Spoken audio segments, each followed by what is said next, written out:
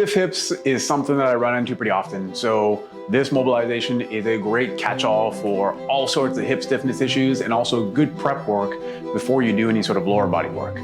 Now, what you need for it is going to be a weight, some sort of weight. I'm using a kettlebell, it's probably your best option, but if you don't have that, then you can use a dumbbell, or you can do it without any weight, though the weight does help drive you into the movement. So if you have something kicking around and you can grab it, then I highly recommend it.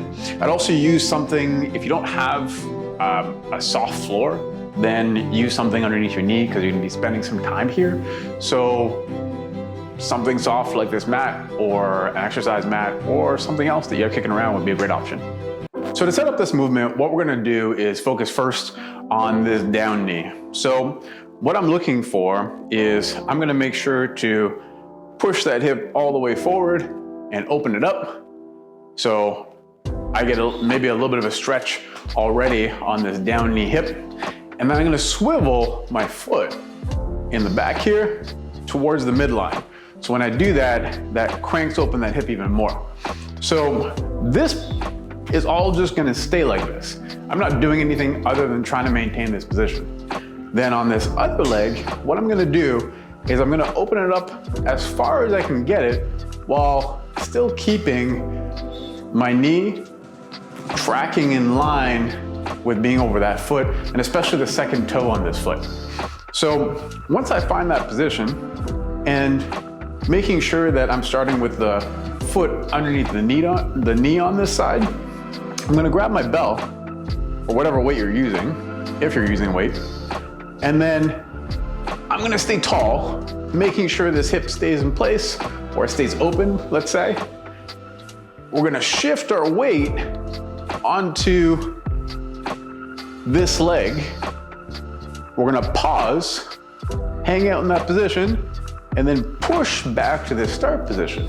So that's gonna feel like work. You're gonna feel some work through the quads. You're gonna feel some work through the hips. Ideally, you might not get that right away, especially if the knee starts collapsing inward. So we need to make sure to drive the knee open and keep it out over the foot. And then we're gonna feel a stretch through the inner thigh. So every time that we do that, we're driving open the hip, and functionally, we're kind of driving into a better squat position. Something that often goes wrong with this movement is when we're set up, we let the knee fall inside the foot, and that removes the stretch from the inner thigh. So we want to make sure that as we shift, we're driving open the foot, and we want to make sure that the foot stays in line with that knee. Sometimes it wants to turn in, or you might have the foot even turned out more than the knee. That means that we got to change one of those two things. We either drive the knee further open, or we turn the foot back in a little bit to accommodate our range. So you don't win any bonus points if you get into the most extreme position of this.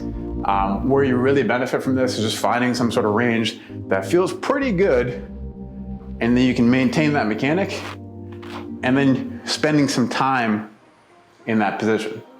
So make sure that when you shift your weight over, you're not only feeling the thigh, but you're feeling your side butt by driving the knee open and holding this position every time before you drive back to staying tall.